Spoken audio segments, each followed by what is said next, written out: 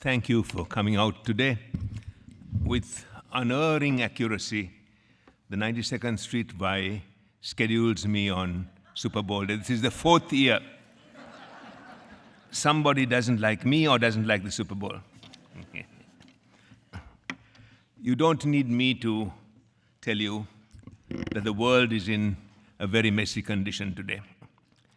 There are deeply troubled and violent parts of the world which are in worse condition than they were a year ago, and not much prospect of improvement.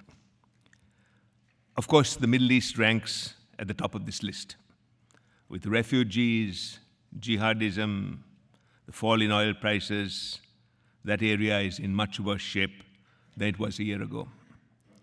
And the four anchors of the Middle East, Turkey, Egypt, Iran, and Saudi Arabia, are all in deep trouble today. Relatively speaking, Israel is doing much better than other countries in the Middle East. Then in Europe, the great historic experiment of the European Union is in deep distress. Refugees, the rise of right-wing parties, and in Europe, you well know that the rise of right-wing parties is often followed by anti-Semitism. The financial mess in southern Europe, which has gone on for years, the possible withdrawal of Britain from the European Union, complicated by terrorism. The European Union is in deep trouble. It is not as violent as the Middle East, but this great project, so unique, may not last another 5 years. Okay. Russia also has many more problems today than it had 12 months ago. Further afield, Africa has growing difficulties, much of it from the infection of jihadism in North and Central Africa. Closer to home, Brazil, so hopeful a couple of years ago, has been set back, and so it goes. Bad news monopolizes the news. Yet there are some much better areas. As I told you, Israel is doing very well, considering the area it is in. India is showing some promise, a country which most of us grew up with the perception of being a basket case, is showing some sign. Even North America, America and Canada, is doing better than it was a year ago. And some parts of Latin America, like Colombia and Chile, are also showing some promise. Beyond all this, there are three regions in the world which must be looked at as groups. Their fate is or will be a group fate, a kind of collective destiny. One is something we don't pay much attention to, and that is Southeast Asia. There are 10 countries there, from Burma through Singapore, Malaysia, Indonesia, Thailand, Philippines, and so on, which have just formed an economic community of 600 million people. They are comparatively stable, they have great natural resources, talented and hardworking people. It's a region with a future. They have created common economic features. They plan to introduce a common currency. And interestingly, they have chosen English as their common language. It is an area which seems to have a lot of promise for the future. There is an even less known area, 5 countries in Central Asia, 5 stans, former provinces of the Soviet Union, Kazakhstan, Uzbekistan, Turkmenistan, Kyrgyzstan, Tajikistan. Together, they have half the land area of the United States, but a very small population, 65 million people. Enormous resources, potentially very rich. They are largely Islamic, but not that much jihadism. If they can get together, they have a splendid future. Russia, China, the United States seems to think that they will get together because leaders have been visiting them frequently recently. Our Secretary of State was the first American high-ranking official to visit there about a month ago. It could be a region of great progress if they can manage some of their politics. Well, this is a very long way of getting to the third region, which is our focus tonight, and that is Asia-Pacific or Northeast Asia. Really 6 countries, China and Taiwan, North and South Korea, Japan, and the Pacific parts of Russia, to which you must add the United States because America has tremendous financial and security interests in that area. Right now, This area, Northeast Asia you may call it, or Asia Pacific, is a region that is probably the most important area in the world. I'm not exaggerating when I say that the destiny of the 21st century and world power in the 21st century will largely be determined by what happens in this area. And this is where the fate of America as number one will be decided.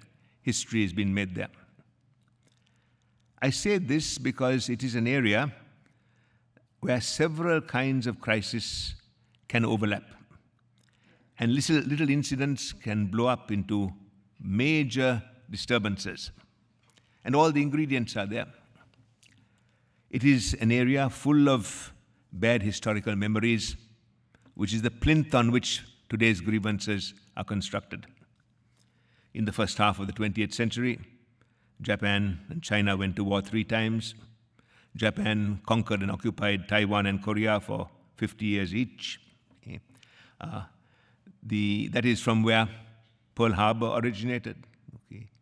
That is where the United States was involved in landing troops in China, Boxer Rebellion, when it ended 100 years ago. It is where Russia has fought China. Russia has fought Japan. Okay. It is where, after the Second World War, the Russians seized 2 large islands close to Japan and still hold it, Sakhalin and the southern Kurils, and drove away all the Japanese people on those islands. Okay. It's an area which the Korean War was fought in, when we fought North Korea, and North and South Korea fought each other, and we fought China in the process. Okay. From 1949, for about 30 years, the American 7th Fleet was patrolling the narrow waterway between mainland China and Taiwan every day. Okay. From 1949, for years, Mao's China was threatening to invade Chiang Kai-shek's Taiwan, just 100 miles offshore. It is an area where all those terrible things, like the comfort women who were recruited into the Japanese military as prostitutes, Yakusuni Shrine, all those ghosts haunt the area. And these memories inflame situations, and often politicians make use of it to create difficulties. That is the background to tension. And right now, there are 2 kinds of war taking place in this area. One is the growing militarization of the area around the Korean Peninsula. Presently, this is the most fortified region in the world, bristling with weapons.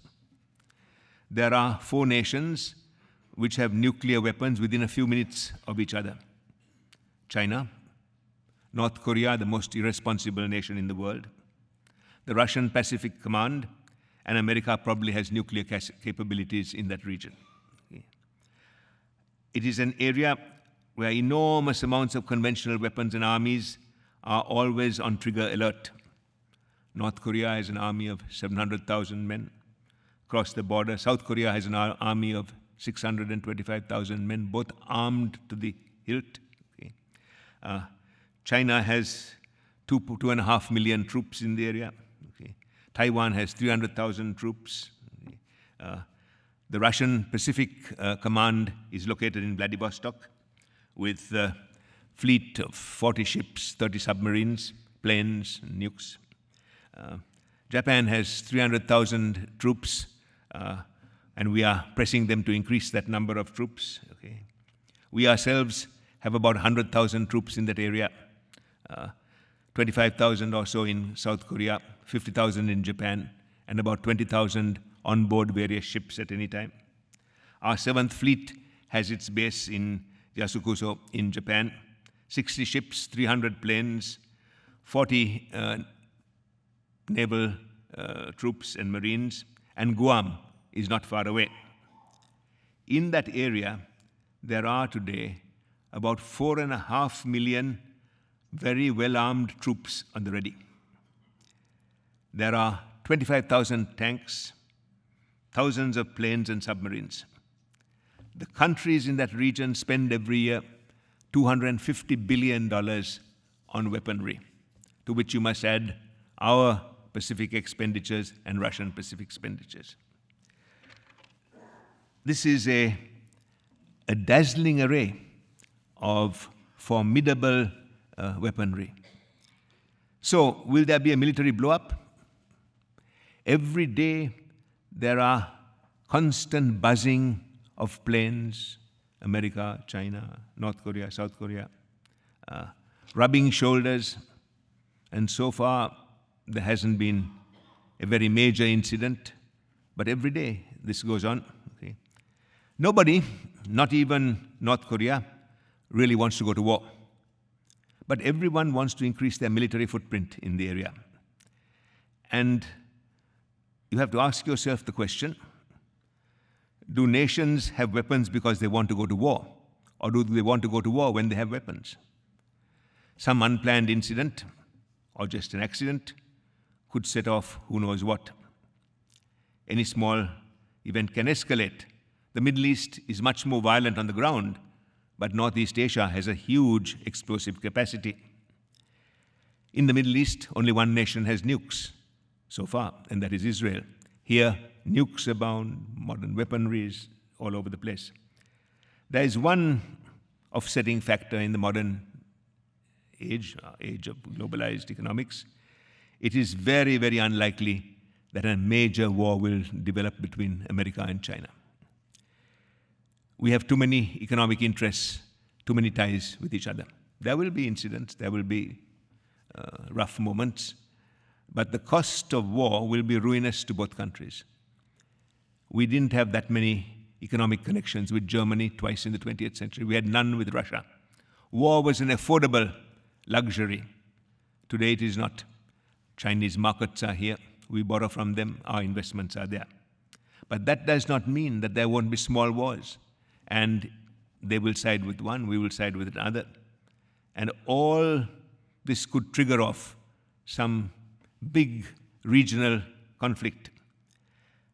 Asia Pacific is vulnerable to miscalculation, and that is the way many wars start.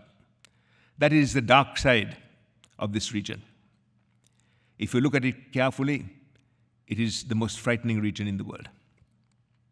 There is another kind of war that is going on there, and that is an escalating economic contest. This is the playing field for one of the great contests of our time, economic rivalry. And it comes really from the extraordinary economic dynamism of the area. In a 15-year period, from about 1940 to 1955, this area was devastated, economically destroyed, a total wasteland. The Second World War in the Pacific, the Chinese Civil War, the Korean War, Hiroshima, Nagasaki. 25 to 30 million people died in conflict in that area between 1940 and 1955. In 1955, it was the most devastated part of the world with hundreds of millions of people displaced, poorer by far than Bangladesh. Then there was a stunning recovery by Japan. By 1960, 65, this radioactive rubble, Japan, after Hiroshima and Nagasaki, had become number 2, overtaken the states of Europe, economically behind us. South Korea and Taiwan were doing well in the 1970s. We used to call them the Asian Tigers. And this turned the area into a very dynamic and productive economic zone. Japan was the first engine from the stress after the war. It recovered very fast and continued to remain a very major center of economic growth for about 30 years, from about 1960-65 till about 1995. Then the Japanese economy began to ease and level off, but then China began to pick up. And China's roaring success has marked the economic dynamism of that area, replacing Japan as number 2 by 2010. Okay. The difference is this between Japan's economic rise and China's economic rise. Japan's success was economic. It had ambitions to be number one economically in the world, but it stayed away from politics. It did not have any great political ambitions. It did not want to be the political ranking. Perhaps they had learned from the Second World War. China's success has had the opposite impact. It has inspired political ambitions. Why? I think the answer is very clear. The Chinese were a great state in the past. They feel they've been displaced recently. Now they are number one in population in the world, number two in the economics, number two in their military budget, number one in trade. Well, they want some political space. Okay? And the dramatic rise of China as an economy has fueled this political ambition. There is a direct connection between their economic advancement and their political ambitions and their world status. In the past 10 or 15 years, this economic advancement of China has been historic in 4 areas. First, it has made them the largest manufacturer in the world and the biggest exporter of manufactured items. They have captured markets. They have defeated Western Europe and Japan around the world and have overtaken them in their economic production. They are the workshop of the world. Interestingly, in today's world, manufacturing has shifted away from the Western world. From the time of the Industrial Revolution, the Western world had as its economic base manufacturing. That was what made Western economies great. But in recent years, that has gone to the non-Western world, primarily due to China's activities. We have had to make huge adjustments as a result. So, manufacturing. Second, imports. China exports about 12% of the world and imports about 10% of the world's imports. Now, this is very important because they are buying from various countries, natural resources, including oil. They purchase 60% of their oil every day. Okay? And many countries in Latin America, in Africa, in Asia, have come to depend on Chinese markets and are major trading partners of China. So any dislocation in China affects their production. The third area of Chinese economic excellence has been their trade surplus. Huge financial power that cash balances give them. Okay. Today they have $3.5 trillion cash, which is the largest amount of cash that any country has had in history. And they use it to buy influence, give loans, extend aid. Okay. They are buying businesses around the world, investing in various countries. Their business investments now range from high-tech in Israel, control of the largest dairy production company in Israel, Nuva, the largest cosmetic company in Israel, Ahave, to the Waldorf Astoria building here, to Whirlpool Appliances, to Smithfield Hems, and so on. Big investments in recent years. Then they have been the sponsor of international finance in that area. The market capitalization of the New York Stock Exchange is 19 trillion on a good day. Okay. The market capitalization of the Chinese stock exchanges in Shanghai, Shenzhen, and Hong Kong are about 10, 11 million. That is more than London, more than Paris and the Euronet, okay, more than any other region of the world. If you take the stock exchanges of that region, Shanghai, Hong Kong, Shenzhen, Tokyo, South Korea, and Taiwan, they are about the size of the New York Stock Exchange, if not a little more. Chinese currency has just been accepted by the International Monetary Fund as one of the leading world currencies. All of this has given China enormous economic influence in the past 10, 15 years. 15 years ago, they were number 10 in the world ranking of economies. Today, they are number 2. They now have about 12% of the world economy. We have about 22%. Japan has about 5%. They have a tremendous impact on non-Western countries and their economies. All this seems so unlikely in the 1990s, when they were struggling to recover from the chaos of Tiananmen Square.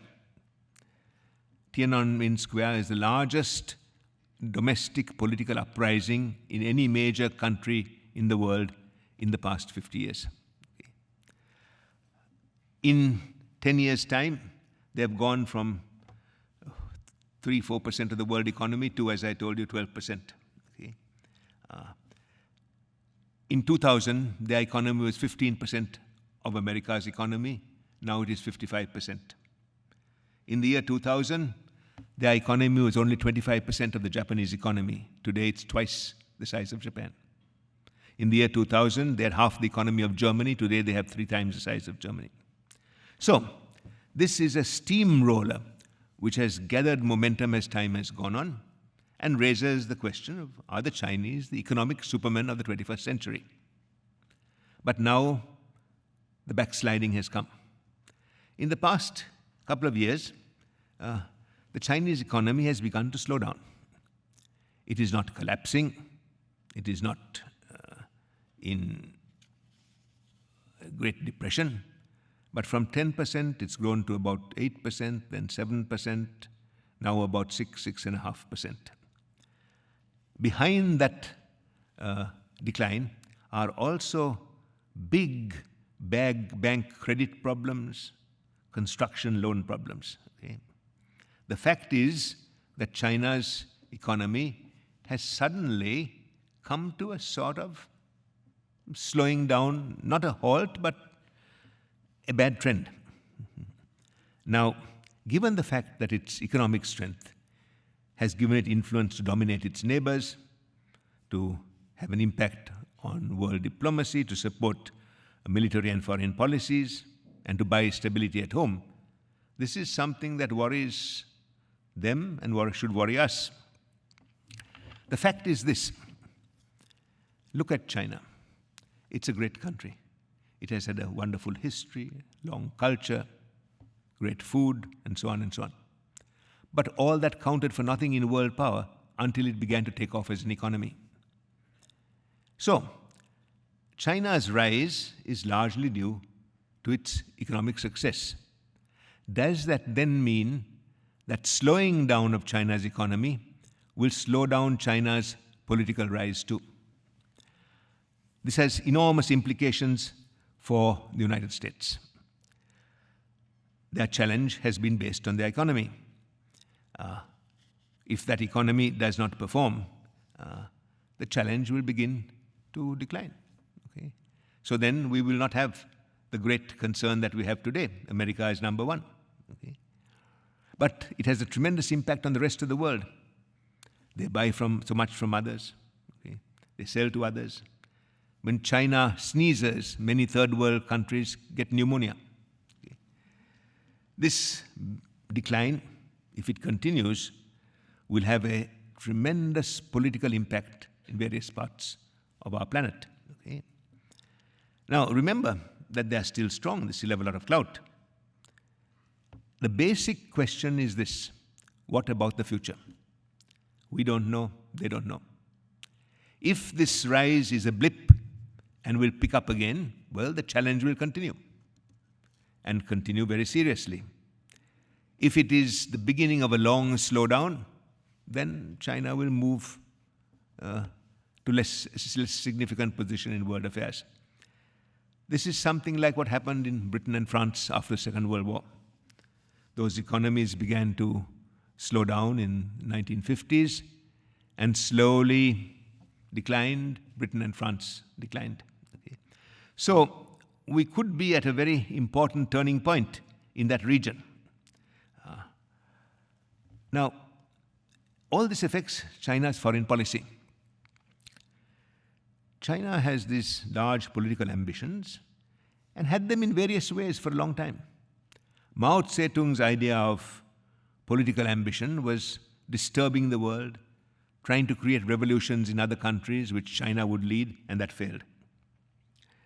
Since China overtook Japan to become number 2 economically in the past 5, 6, 7 years, its political ambitions have taken a very different direction. See, now China faces a world in which the Soviet Union has gone, Japan has problems, European Union is declining. Okay? It is, with the United States, the best economic place in the world. This has created political ambitions of a historical nature, compounded by one other fact. In 2012, a new leader has taken control of China. He's probably the most dynamic and effective leader China has had since Mao Zedong or Mao Zedong's successor. He's shaken up the process in China, saying that they must recapture their economic dynamism, that corruption is at the heart of their difficulties. He travels around the world, presenting China as a kind of salesman to the world. He has taken a position on international affairs, and almost every major international affairs. He's a very dynamic individual. And China is responding to this. Now, this rise of China and its foreign policy evolved in a series of stages. As its economy arose, its position in the neighborhood began to rise. It was able to support a larger military and economically become far more significant than Japan or Taiwan or South Korea, sponsor North Korea, begin to take an interest in those islands which are controversial. It joined the World Trade Organization, got into the international trading community, okay, and became, from a large, inert political presence in Asia, the leader of Asia in the past 10, 15 years. Okay. That's the neighborhood. That leadership from economics flowed into politics. Okay.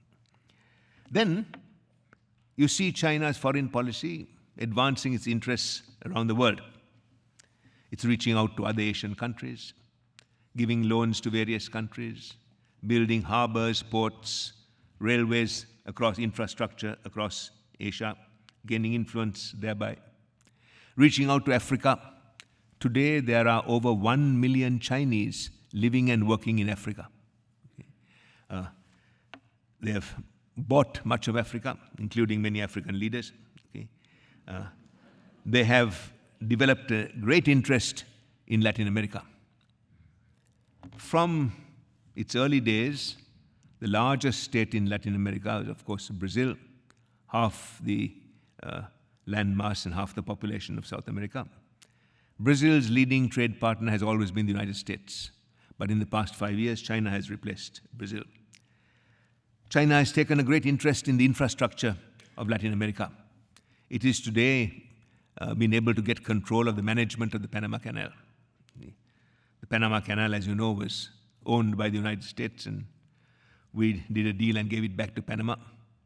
And the Panamanians were not able to manage it very well, so Chinese companies are contracting for the management of that. They are planning to build another Panama Canal type waterway across Nicaragua in the next 10 years or so. If that takes place, the two big arteries of trade will be under Chinese management in Latin America. Okay. They have taken a great interest in various parts of the world, Southeast Asia and Australia and so on. But they haven't had much of an imprint in the Middle East until recently. In the past 3 or 4 years, you see the Chinese reaching out to the Middle East and trying to gain some influence there. The Chinese leader, just 2 weeks ago, visited Saudi Arabia, Iran, and Egypt. Okay. No other Chinese leader has done that recently. But the Chinese are very subtle in this. They are not taking sides in the Middle East. They are also very much involved in Israel. And this is one of the lesser-known stories today, the Israeli-China connection. Big investment is taking place in Israel from China. They buy many Israeli businesses, particularly high-tech businesses. There are big educational exchanges taking place. China is involved in the construction of Israel's biggest infrastructure project a railroad that will link the Red Sea to the Mediterranean, bypassing the Suez Canal. It's involved in all sorts of technical exchanges. Israelis are giving agricultural technique assistance to China, desalination technique. And the Chinese would very much like to engage in military sales with Israel, particularly to buy the Iron Dome and drones. The Pentagon doesn't very much like this. Now, the depth of this was illustrated just about 10 days ago. There was the first ever China-Israel Investment Summit in Beijing. Over 100 Israeli companies, half the Israeli cabinet was there. Big deals were transacted. The Israelis are looking for markets and capital. The Chinese want technology. Traditionally, Chinese entrepreneurs have come to America in search of capital. But in the past 3 or 4 years, they have realized that a lot of capital is available in China and that great market is available. About 50% of the Israeli participants at this conference were looking for capital investment. The other 50% were seeking markets for their goods and for their strategic partnerships. Some of the most technologically advanced Israeli companies were there. A big presence was WaterGen, a water problem solutions firm that supplies many countries in the world and is a pioneer in water management, desalination. The Israelis are developing software for a driverless car. It's called Mobileye. Those people were there. Israeli medical diagnostic equipment people were there. The rooms were full, and there were queues of businessmen getting in to meet the Chinese, queues extended outside the big halls where this was held. This, I think, is very wise from Israel's point of view. It diversifies Israel's economic reach. But it may, in the long run, pose a certain question to the United States, which is, if economic relationships between Israel and China develop, will it in any way affect American economic relationships, American-Chinese economic relationships? Israel's economy has so been locked into the United States that this would be a major diversification. Good for Israel. Is it good for America? Our Pentagon will not like it if the exchange is on military sales. Okay. So there are all sorts of concerns in this, but it is part of China's outreach. And China has taken no position on the Israeli-Arab situation of any great significance. Okay. As this happens, China's global influence expands greatly. It's very obvious that they're trying to get a foothold in the Middle East. Okay. Of course, their oil, technology. Okay. And to be influential in the world, they think it's useful to be influential in the Middle East. Okay. This economic footprint in the Middle East will inevitably flow into politics, but that's some distance away. Now, as this economic advancement has gone on, China's neighbors in Asia have become rather nervous. Japan, South Korea, to some extent Taiwan. China's neighbors in the region, like the Philippines, Thailand, Vietnam, Indonesia, are rather worried. The push on the islands is symbolic of this. The fact that the Chinese have the second largest military budget in the world after the United States is significant, and the expansion of their navy even more so. Their cyber skills, which enable them to penetrate most areas, are now considerable. Since the economic connections are close, but also of concern to these countries, they are kind of rather disturbed. So what happens? they begin looking for a godfather. And they come closer to the United States. Our relationship with China is very complex. 20% of their markets are here. We borrow so much from there. Our investments are very large in China. Now, economic competition is increasing, but China's neighbors seem to be more and more concerned. Now, they can't respond very vigorously on their own. What can they do? Okay. Japan can't go to war with China, South Korea, Taiwan, others. Okay. So in a way, they kind of look to the United States. And the United States has become the main sponsor of economic competition of these neighbors in the Far East. Okay. We have crafted four major responses. The first is that we are building up our military in that region. In 2011, President Obama announced a pivot to the Pacific, which means more troops, more equipment, more bases there. We've expanded or created new bases in recent years with Singapore, the Philippines, South Korea. Okay. We are pushing Japan to expand its military. We're having regular military exercises in that region. And our planes and theirs, our ships and theirs, buzz across the waterways which the Chinese claim for the islands. And this goes on all the time. So our one response is the military build-up. Okay. We have expanded our base in Guam and continuing to do so. Second, our economic response.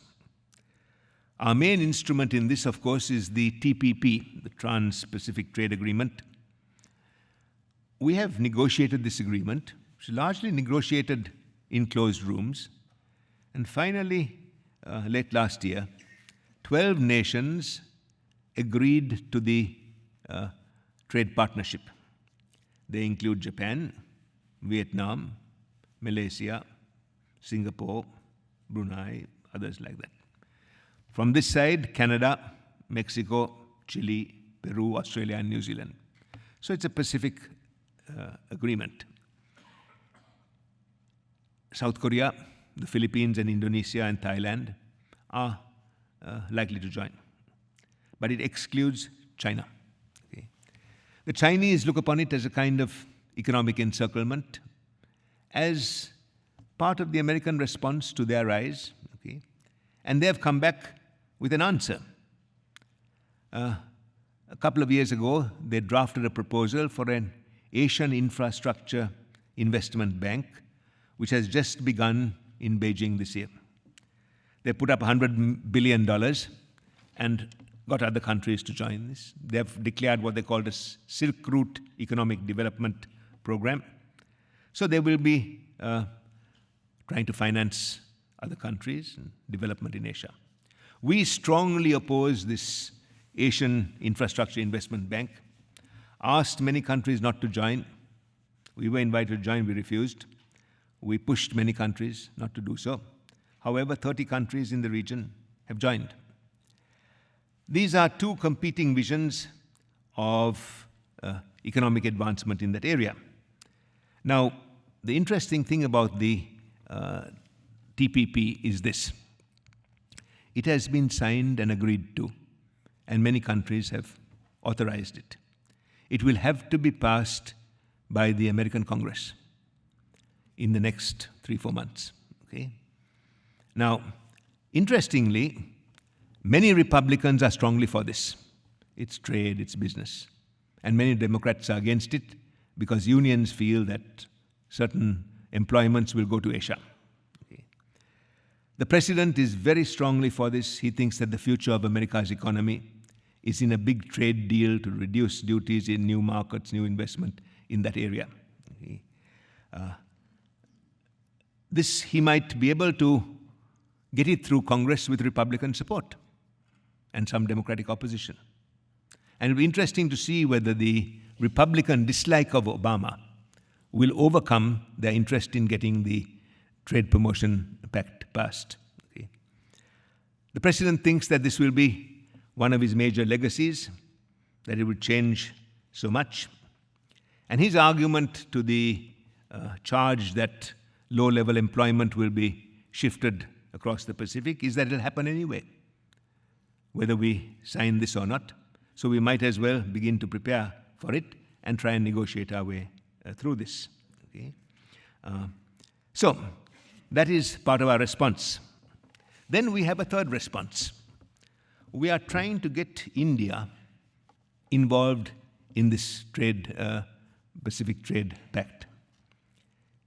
We have gotten quite close to India in recent years, partly due to the fact that India also has been concerned about the rise of China. And you'll remember that India and China went to war in the 1960s and still have many disputes over their borders.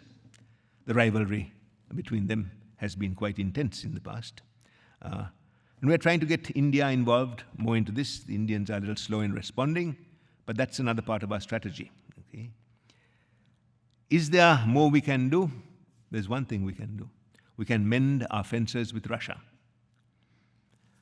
In the past year and a half, our relationships with Russia have gone overboard. Their move into the Crimea and other things like that have resulted in sanctions, and those sanctions are hurting Russia.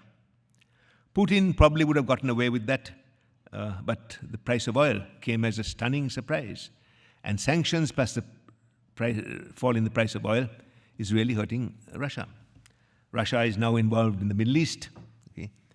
And as a result of all of this, Russia has been driven closer to China. For a long time, the differences between Russia and China were kind of insurance to us.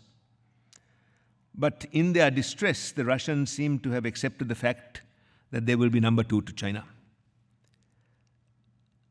The historical relationship doesn't warrant that closeness. Maybe we could do something in that area to make an adjustment that will bring Russia closer to us and thereby strengthen us. So here is the two major playing fields, the two major rings where the political heavyweight championship of the 21st century is unfolding today. Okay. The militarization of that area, increasing footprint and influence, and the economic gains by China and our response. Will this contest, really it is the political heavyweight championship of the first part of the 21st century, how will it go? Will it end in some catastrophe? Will it work its way out? I think that in the next 10 or 15 years, there are three possibilities. One is that one of the two, United States or China, will forge ahead and the other will fall behind. This has happened before. You remember that in the 1980s, early 90s, Japan seemed to be gaining on the United States, and then Japan just fell behind, and we surged ahead. Okay. That's one possibility. The second is that one of the two countries, China or the United States, will suddenly collapse. It's not likely, but this has happened in world politics before. Remember the Soviet Union. Right until the middle 1980s, we were so scared of the Soviet Union. They were our main rival. And then overnight, they collapsed. The same thing happened to the Ottoman Empire. So it is quite possible that one of these two great states might get into such difficulties that just kind of fade away.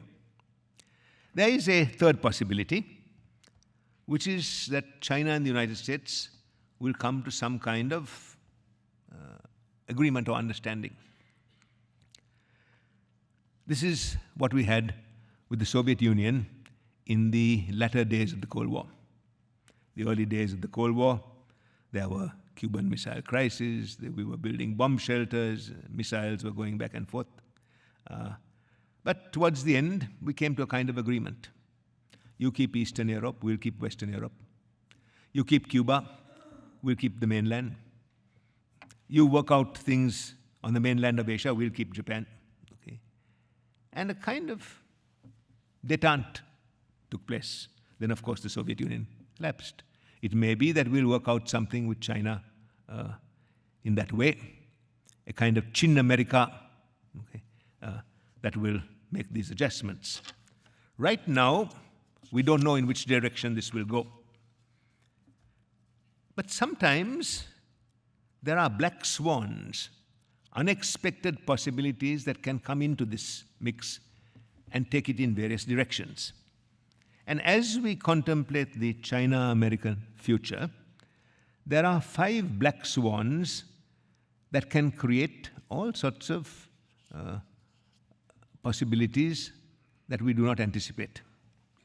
The first is major trouble in China, politically and economically. Politically, the Chinese regime is very firmly in control. They have a political party which has about 90 million members. That's about 8% of the population. It extends all over the country into every village, every office, every government department. The leader of it is, of course, the head of the country. He's very firmly in control. And I do not think in the conventional way that will be uprooted. There won't be any great uprising against it like there was, say, in the Middle East, the Arab Spring. But there's another big political area which could be very dangerous for China. On China's borderlands, interior borderland, are 3 regions which have huge territories. They account for about 45% of China's land area. They are thinly populated with non-Chinese. Tibet, Xinjiang with Uyghurs, and Inner Mongolia with Mongolians. Okay. They have been rather unhappy with Chinese control. They don't like Sinicization. Many of them are deeply religious people. They feel that China is dominating them too tightly for too long, moving people to Chinese to settle there.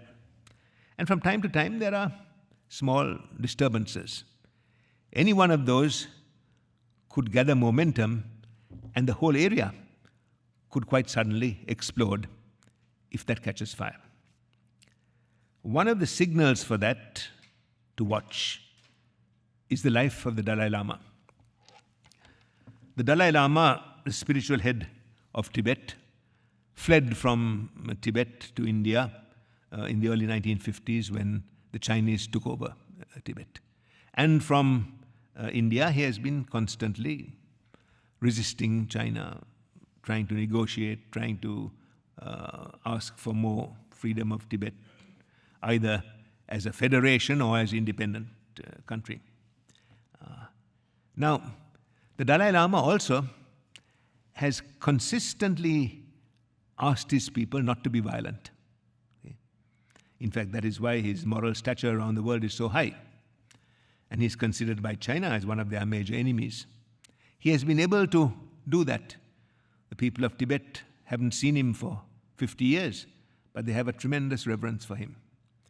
He's now in his 80s, and if something happens to him, all sorts of more violent forces may be unleashed in Tibet. Okay. Who will succeed him as the spiritual head of the Tibetan people? Nobody knows. Okay. It's some sort of mysterious selection by the priests of Tibet, and that's now disrupted because they are out of Dalai Lama and his people out of Tibet. I'm sure the Chinese will find some appropriate figure and say he's the next Dalai Lama, but whether the people of Tibet will accept that, I don't know. That could be one trigger of this. Okay.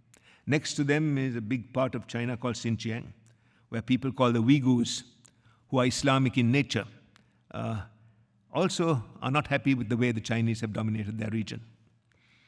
Now they are slowly getting infected by jihadism from across the border, from Central Asia. Okay. Will that carrier go on? Already there are some incidents have taken place, which Chinese have put down very forcefully. A little further is Inner Mongolia, where some of the Mongolian people in that region resent Chinese occupation of their territory, and who kind of relate to shamanistic Buddhism, which the Chinese haven't been able to put down. These are, in comparison to China, fairly thinly populated areas, but they could be a very troublesome area in the future, especially if it's combined by an uprising in Hong Kong. We have seen signs of that a year ago. The Chinese handle their Asian borderland peoples very roughly. They handled Hong Kong fairly skillfully. But this is a great potential weakness that could disrupt Chinese political progress. The Chinese are moving a lot of people, Chinese people, into these areas. And eventually, they may be able, by sheer numbers, to overcome this. But that's one possibility. And added to that may be some very serious economic situation, that this could be some kind of unexpected black swan that could trouble China, reduce its impact, and free its neighbors from fear of China. A second possibility is that things might blow up in North Korea. North Korea is a country of 25 million people in very bad shape. It has been run by one family, grandfather, father, and son, for 70 years. They've known no other leaders. Okay? And the present leader, the grandson, is 32 years old and a rather strange and eccentric young man. Okay? It would, in normal circumstances, be quite amusing, but in his situation, it's quite alarming. They have been, over the years, unable to develop their country. They both, North and South Korea, started life as new post-war nations after the defeat of Japan, which occupied them in the late 1940s. The North Koreans have a population of 25 million, and their average income per person per year is $1,800. They're one of the most backward countries in the world. In that same period of time, South Korea, with 50 million people, has become a major economy, with the average income of a person $35,000 a year. The South Korean economy is about 50 times, 60 times larger than the North Korean economy, okay? All in the same period of time. So South Korea is a success, North Korea is not. But one area in which the North Koreans have achieved something is in nuclear development. And from the early 1990s, they have been acquiring technology and beginning to develop it. And in the past few years, they've had 4 tests: 2006, 2009, 2013, and on January 6th this year. They are medium-sized nuclear weapons, and our defense analysts estimate that they have about 10 or 15 bombs. How many bombs do you need? 1. Okay. The problem for them is that they don't have delivery systems. So now they are developing delivery missiles. And yesterday they fired another one. Okay. The area, ourselves, we have been very concerned. Talks have been going on now from 1994. Okay. They make promises, they keep some, then they don't keep them. We have done everything possible, threatened them, sanctioned them, UN resolutions, bribed them, offered them food and oil and fertilizer, offered them future investment. Nothing seems to work. They give way a little bit, then they go back. Okay. We've organized 6-party talks for the past 12 or 13 years. Japan, China, South Korea, Russia, ourselves, and the North Koreans. Well, they talk a little bit, then they break off. We talk a little bit. Right now, they're broken off for some time. Okay. And this is a very serious situation given the eccentricity of the leadership, and also the fact that from time to time, the North Koreans do very strange and provocative things.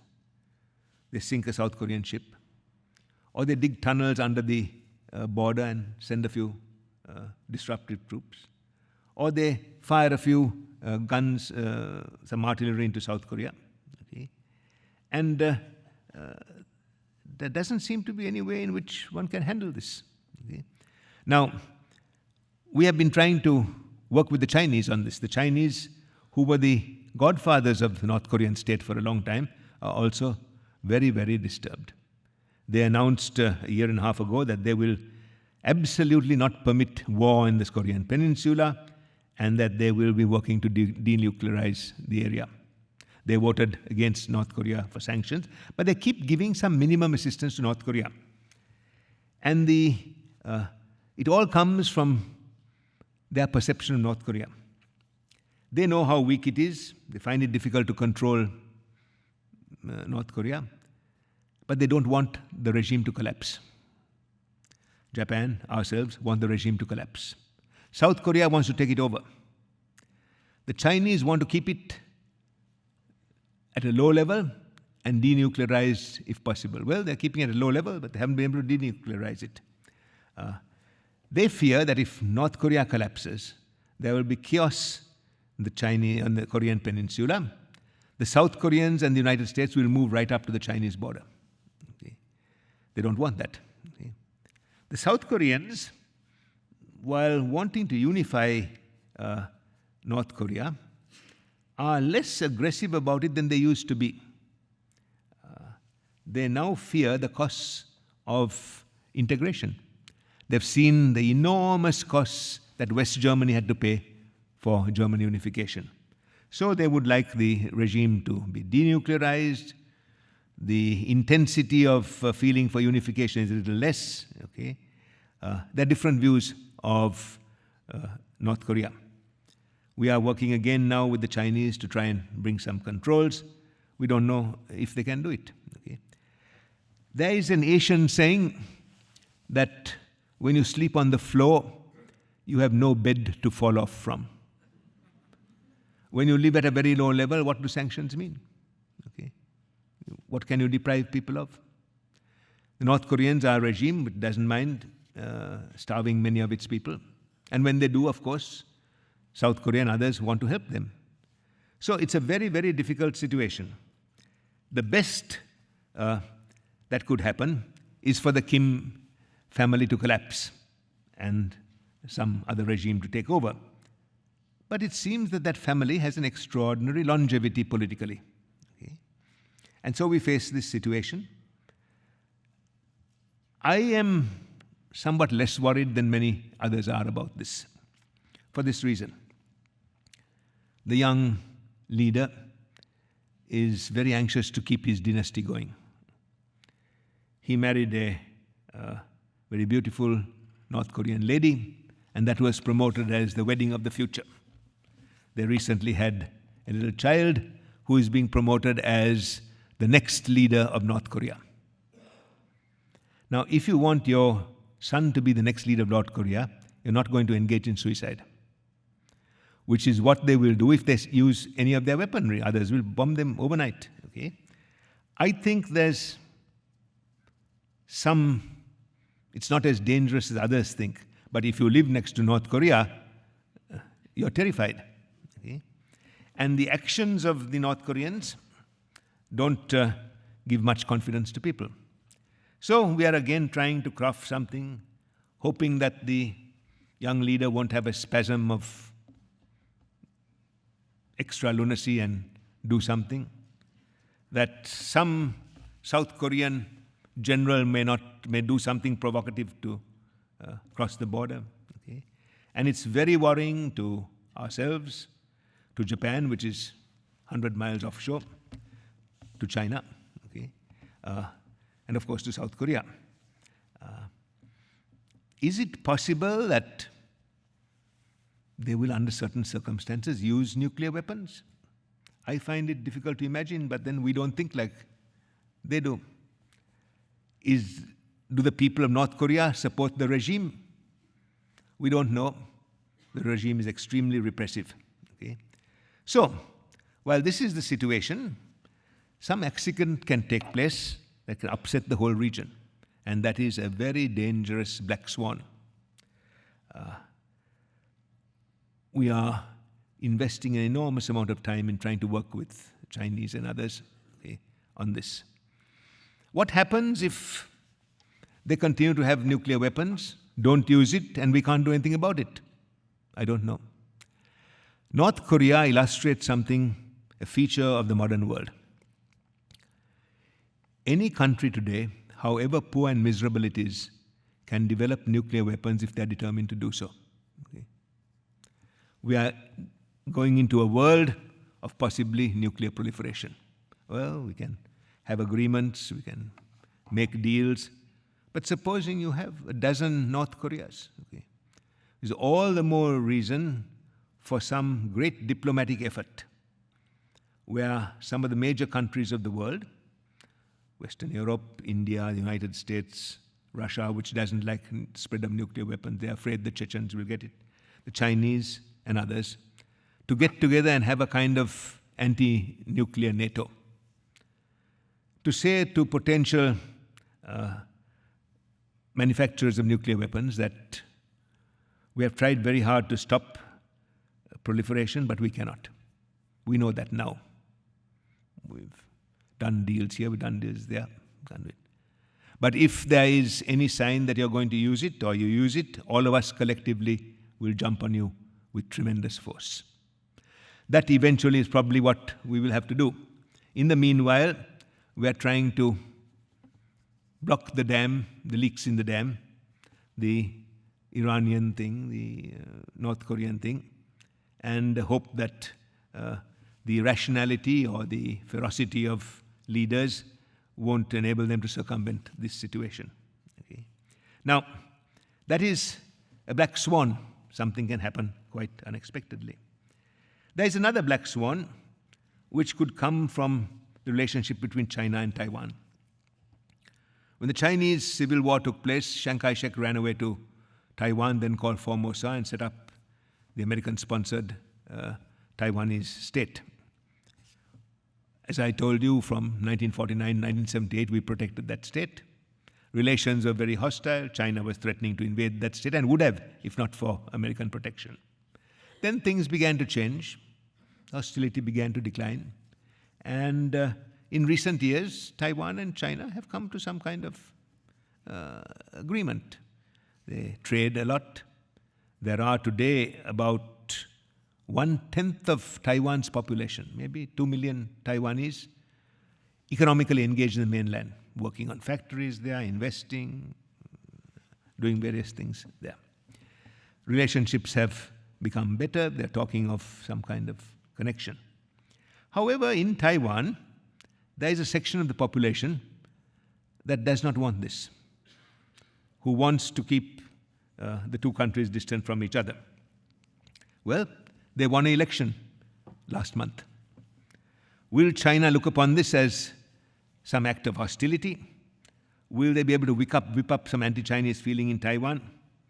We are all hoping that they will become more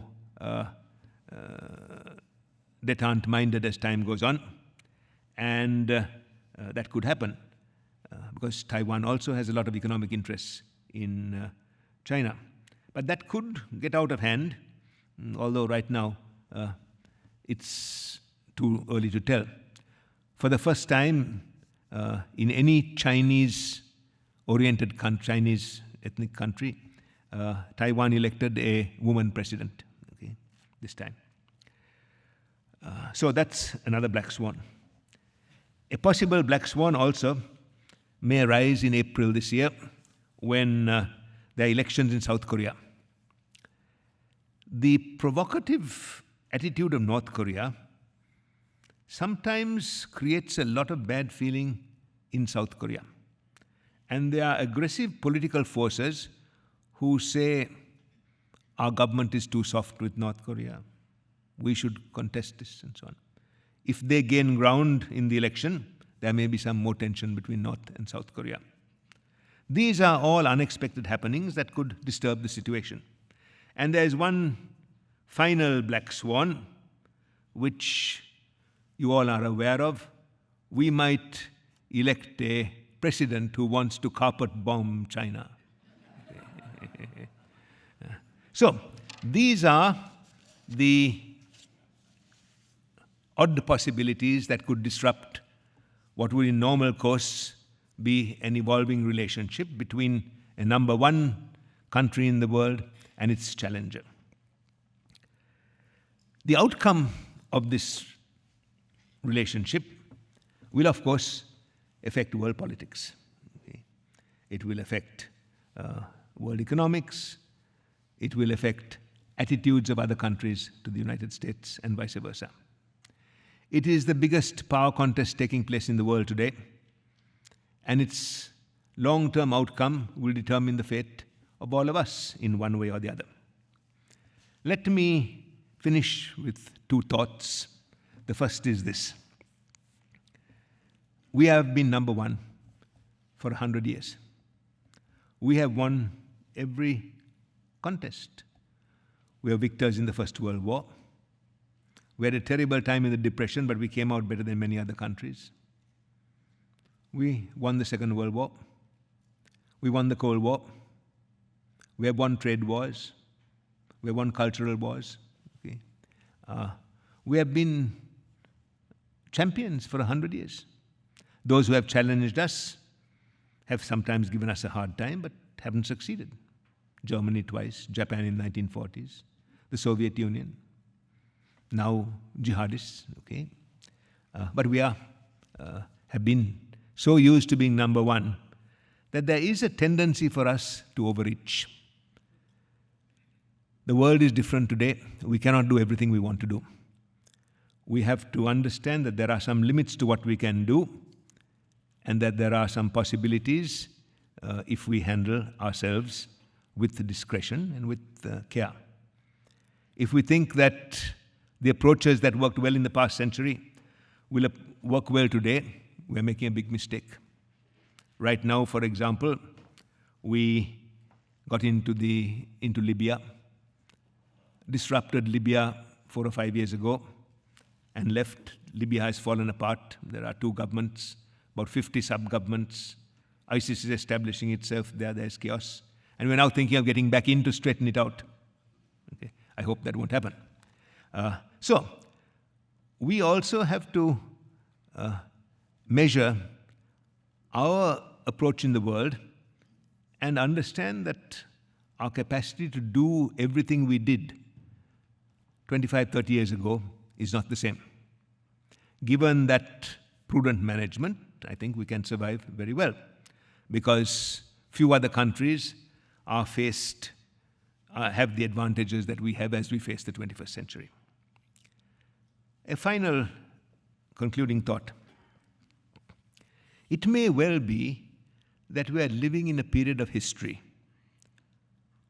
which is the end of the West. That power is moving away politically and economically from the West. The West has collapsed before. The end of Rome. For about 60, 70 years, from 400 AD till the barbarians conquered Rome in 476 AD, the West was declining, Rome was declining. Eventually it collapsed. And the West became nothing for 1,000 years. It's called the Dark Ages of Europe. Other civilizations arose, Islamic civilization, the Chinese and so on. Then the West recovered. After 1500, the West began to rise again. First Europe, then the United States. And we've had a pretty long run now, 500 years. Is it that Western civilization is declining now? That other parts are rising again? Or not? We don't know the answer to that question. And whether America remains as number one in the next few decades or so is part of the answer to that question. But there's something very unusual that is taking place. And that is almost unique in history. Even if the West loses, it doesn't lose. Because in recent years, the West has really conquered the world in many ways other than economics and politics. Western dress, around the world. It's all ubiquitous. You go to India and China, you see that they all wear Western clothes now. Indian women used to wear a sari, they only wear it now for some wedding or something like that. Men used to wear Nehru jackets, they all wear Western clothes. In China, the same thing, all over the world. Western technology, all over the world. Western language, English, has become truly a world language. The Chinese are learning English. The Indians are learning English. Now, as I told you, Southeast Asia is learning English. Okay? Western diet, which is why you go to China, you see that hamburgers are becoming as popular as noodles. That's why McDonald's and KFC and others do so well abroad. Okay? In so many areas, the West has made an impact. It cannot be erased. There's one area in fashion and dress that resists the Western démarche. That is in some of the Arab states of the Middle East. Women have to wear the chador and things like that. But if you look underneath the hijab chador, you will see that they are wearing sneakers and blue jeans.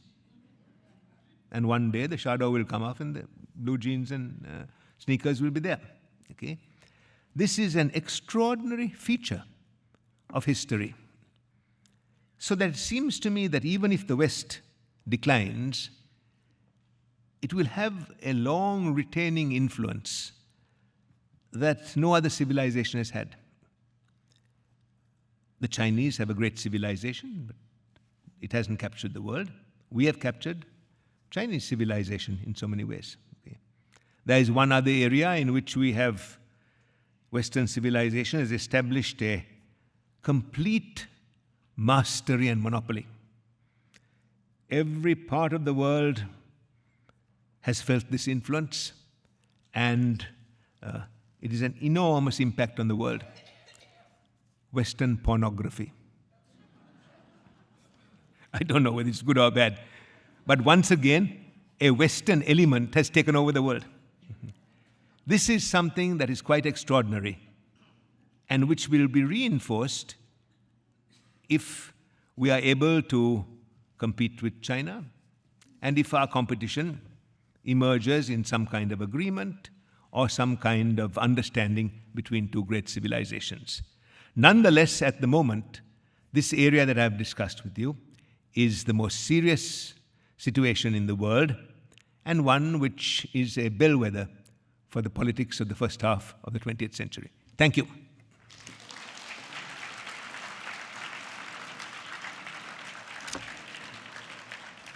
Now, this is pretty dense stuff that I gave you today. But I want you to think about it because we don't pay much attention to this. Before you go to the Super Bowl, we have time for some questions. Yes, ma'am.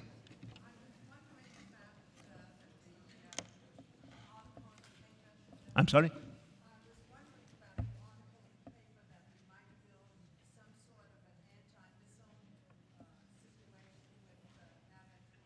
Yeah. South Korea, concerned about North Korea, is hoping that we could have an anti-missile defense agreement with them. And that's quite possible. Either they will take our system or they will go to the Israelis for an Iron Dome system. Okay? And you can understand that. They are afraid. As South Korea develops their missiles, North Korea develops, South Korea wants to protect itself. Okay? Whether North Korea will take that as act of provocation or just stand by, I don't know. Okay? Yeah. Yes, yes. It's a question about intellectual property Yeah, in yeah. China versus the U.S. Companies worry about getting their ideas stolen, their technology stolen by doing business there, and they're looking to the Chinese government to backstop that and to take accountability. Where are we in that, and when will China get its act together? There is a lot of concern about things like stealing patents and copyrights and intellectual property theft. And that also includes cyber things. The Chinese government hasn't been very cooperative on this. Now, in some areas, they are beginning to get cooperative because they will not get more technology if they are resistant to this, okay? And there are signs that they are beginning to get a little more flexible. The cyber thing is the big thing, okay? Because cyber, to the Chinese, to the North Koreans, to the Russians, is also an extension of militarism. They can use it for military purposes, okay? So we are responding too. Department of Defense has just created a big cyber command. I think that as the Chinese economy slows down, as they feel the need to get more technology from abroad and safeguard it, this will begin to work its way out, okay? Also remember that we are also not being slow in stealing things from the Chinese. This is a kind of, but they have done better than us, okay, so far. There are some signs that they are beginning to respond to the commercial side of it. I'm not sure about the strategic side of the cyber issue, okay? Yeah. Yes, sir.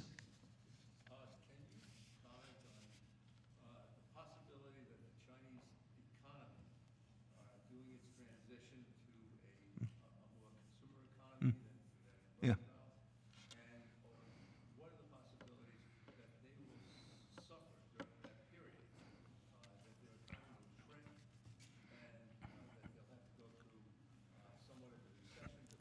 Yeah. What are the possibilities that as the Chinese economy evolves, the people will suffer significantly? That the big advances that the people have had over the period of time may be cut back, and that this could create some concern. That is a possibility, but the Chinese government will do everything to try and prevent that if it can, okay? They came out of the 2007-2008 recession best of all the countries in the world. So if they cannot, this will be one of the political problems that could be created. They have enough money, they have enough skill to do this. Whether they are responsive enough, I don't know whether their bureaucracy will be responsive enough. But they will do, can be sure that they will do everything possible to prevent a hard landing rather than a soft landing because of the political consequences, okay? Yes? You mentioned the TPP, and it is very controversial. Yeah. I wondered what your own take on it was, and if you think it will pass. What about the TPP? It's very controversial. What do I feel about it? Will it pass in Congress? I'm not sure whether anything will pass in Congress, okay? Interesting, this has got a lot of Republican support, but as I told you, whether Republican dislike of Obama will sabotage Republican support, I don't know. My own feeling about it, I think there are some parts that need to be adjusted. They made some adjustments. That's possible. It covers a lot of things, labor standards, environmental, employment, okay, things like that. On balance, I don't know whether we have much of an alternative. Because if we don't go with it, other nations will go in that direction. The President's feeling about this, as I told you, is that, yes, we will have some suffering at the lower employment levels, but if we don't do this, that will happen anyway, okay? I don't know. I'd like to know a little more about it because this was negotiated in closed rooms for a long time and details were not made available to the public. Only now it's just beginning to come out, okay? Unions are very much against this, or most unions. Businesses are interestingly divided. Many businesses are for this. But some businesses feel that it will give some advantage. The Ford Motor Company, for example, is against it. They think it will get some currency advantages to the Chinese and other manufacturers. General Motors is strongly for it. Okay? So you get division. Generally, many business people are for this. Okay? So this will be a big issue, and it's coming at a bad time, election time, when it will become part of the public discourse. Okay? Yeah. Yes? Yeah.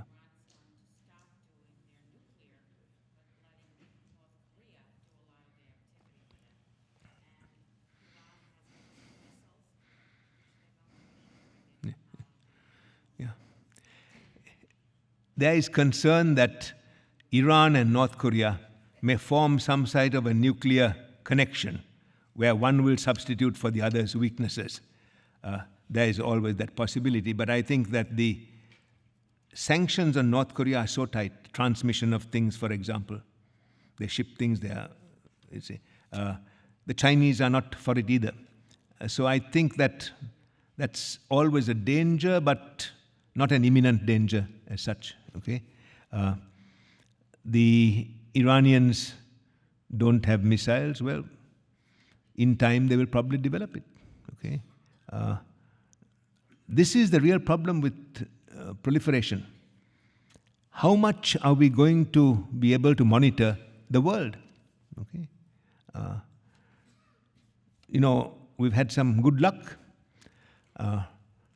The apartheid regime in South Africa was developing nuclear weapons. If they were going down, they would take everybody down with them. Mandela came, they dismantled that. The military regime in Brazil was developing nukes. There was an uprising and the civilians took over. That went away. Gaddafi was developing nukes. We bought him over. We bribed him. And that is how we came to know about Pakistan's development, because Pakistan was helping him.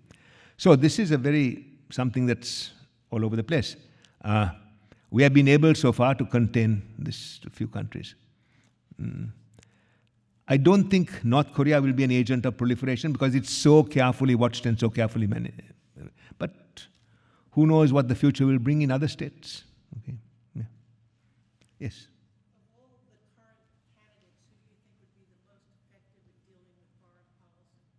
Of all the current candidates, who will be the most effective in dealing with foreign policy? From experience, Hillary, because of her long experience.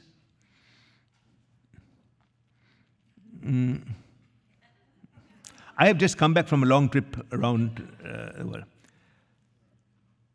Some of the candidates have done so much damage to this country in the world by the things they say that they should be banned from politics. I mean, the damage they have done to this country around the world. Okay, I thought that Jeb Bush would be more knowledgeable and aware of things, but things he has been saying recently. Well, he must be desperate, otherwise you don't bring your 90-year-old mother to canvass for you, right? Okay, so I can't really answer your question beyond that. But every president who has written about the presidency sensibly says that all this talk about experience is very good, but you have no idea what it is when you get into the White House. And from the first day, you're educating yourself. Okay, that you can have all the experience in the world, but from day number one, you're learning. It's nothing that really prepares you for this. Okay, so experience-wise, a former Secretary of State should have a great. If her emails are not get in the way. Okay. Anyway, I'm sorry.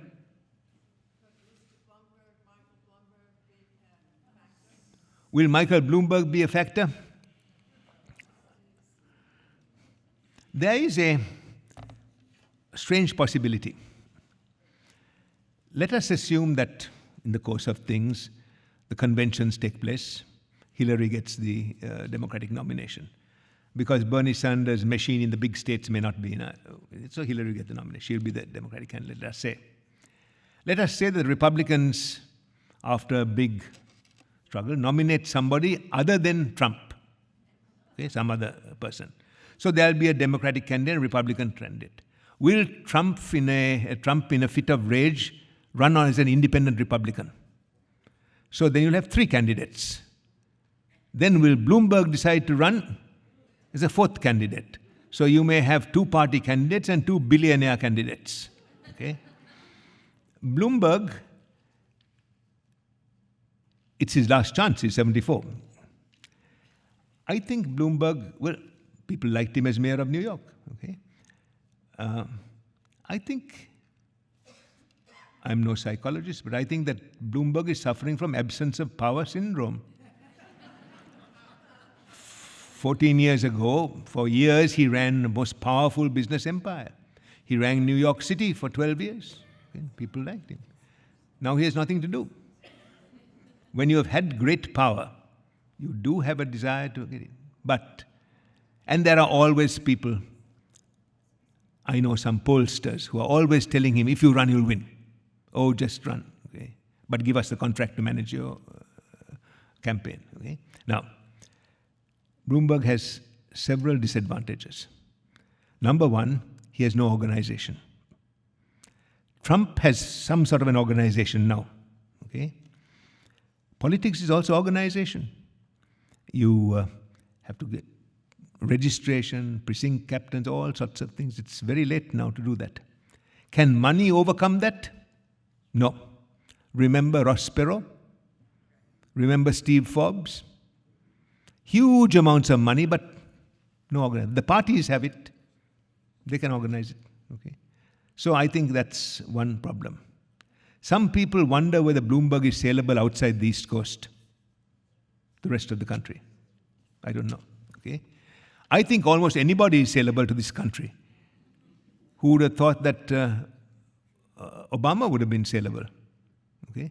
So I think, but anyway. So I think that if Bloomberg looks at the pros and cons, I think the chances are he probably will not run.